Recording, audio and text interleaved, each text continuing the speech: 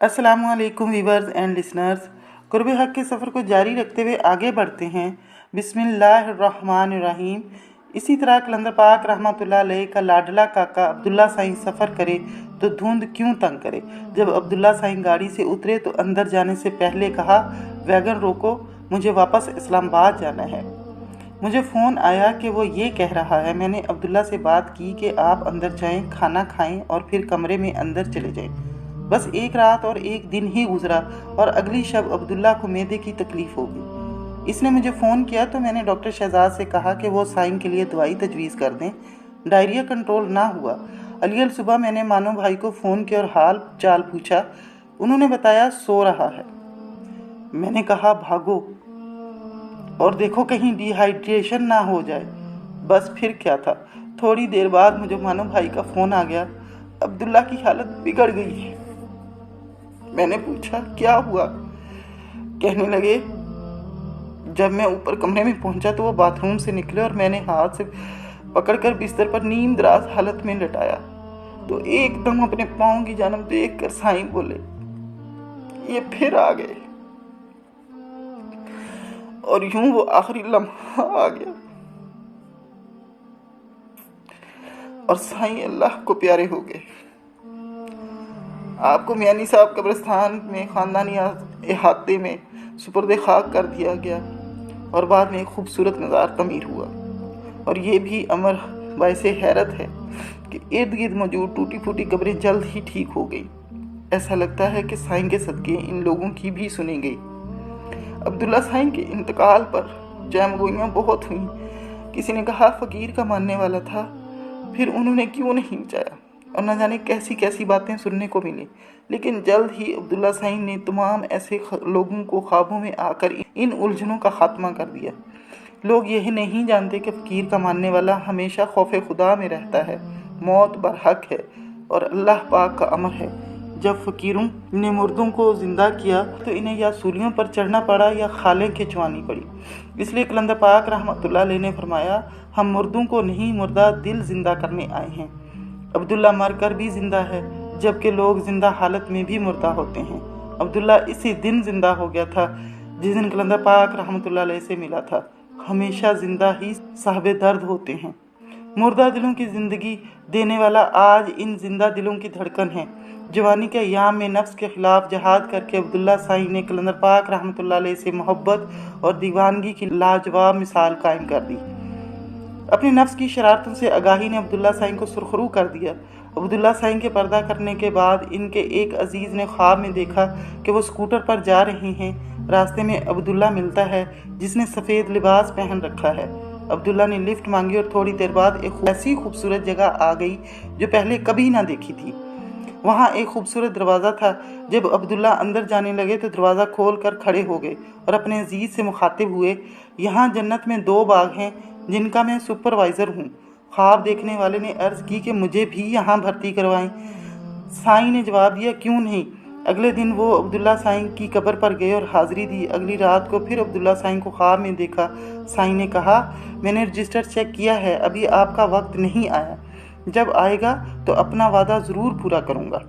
अब्दुल्ला साईं के वालिदैन, बड़े भाई मानो, छोटे भाई उज़ैर और भाभी मिना लाजवाब लोग हैं।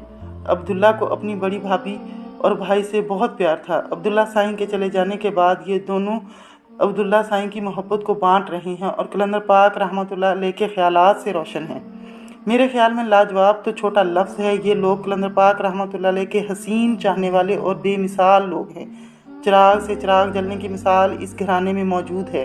इसके अलावा अली शाहिद, हमजा, मुराद शाहिद, अनम मुराद, अक्सा, नताशा, हसान चौधरी, आसम शाह साहब, वासफ, जवाद इलाही, उमर चौधरी, असद खान, शहराज अनवर, जुनैद चीमा, आमना चीमा, अहमद खान, मोहसन, आसफ, अस्मा और हज़ारों दूसरे इसी दीवानगी से मस्त हैं।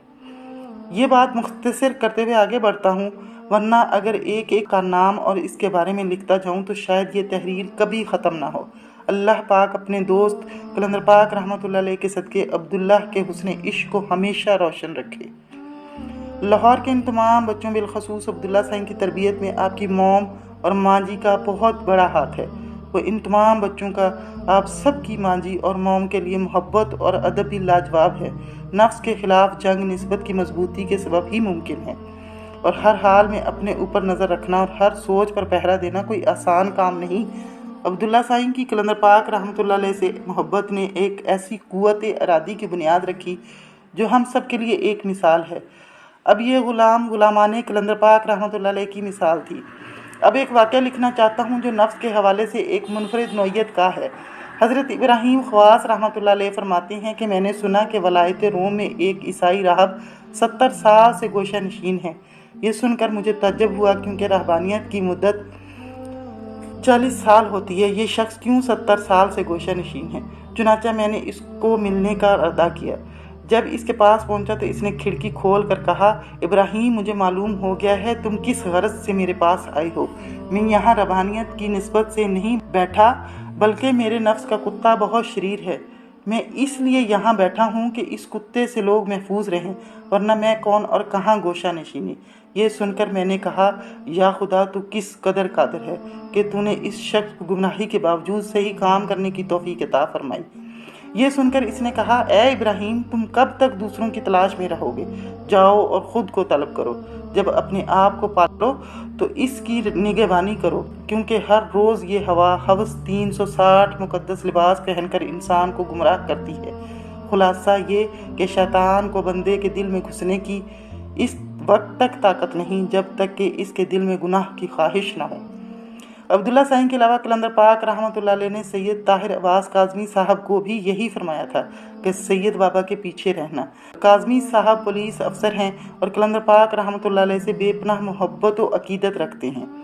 ان سے میری ملاقات حادثاتی طور پر ہوئی جب میرے ایک دوست اور کلندر پاک رحمۃ اللہ علیہ سے پیار کرنے والے سید جمال شاہ صاحب کی گاڑی چوری ہوئی۔ شاہ صاحب بنی تھانے اپنی رپورٹ درج کروانے گئے، وہاں ان کی ملاقات کاظمی صاحب سے ہوئی۔ رپورٹ درج ہو گئی، کاظمی صاحب SHO تھے۔ ایک دن بعد شاہ صاحب نے مجھے بتایا کہ وہ تھانے جا کر معلوم کرتے ہیں کہ کیا پروگریس ہوئی۔ میں نے شاہ صاحب کو کہا کہ آپ SHO صاحب کو بتا دیں کہ گاڑی ہماری ہے، ہم اسے شہر سے باہر نہیں جانے دیں گے۔ جب شاہ صاحب کاظمی صاحب سے ملے تو انہوں نے کہا، ہم کوشش کر رہے ہیں، خیال ہے کہ گاڑی علاقہ غیر کی طرف نہ نکل گئی ہو۔ شاہ صاحب نے میرا پیغام انہیں سنایا اور واپس آ گئے۔ اگلے دن کاظمی صاحب نے جمال شاہ کو فون کر کے بتایا کہ آپ کی گاڑی شمس آباد کے قریب کھڑی مل گئی ہے، آپ آ جائیں۔ یوں گاڑی کا گم ہو جانا ایک بہانہ بنا اور کاظمی صاحب نے شاہ جی کو مجھ سے ملنے کی خواہش کا اظہار کیا۔ کاظمی صاحب سے ملاقات ہو گئی اور ان کے سبب SHO شبیب عباس نقوی، SHO ملک طارق اور DSP راجہ بشارت سے بھی ملاقات ہو گئی۔ یہ سب بہت حسین لوگ تھے۔ ویورز، آج کے لیے اتنا ہی، انشاءاللہ اگلی ایپیسوڈ میں ملاقات ہوگی۔ اللہ حافظ۔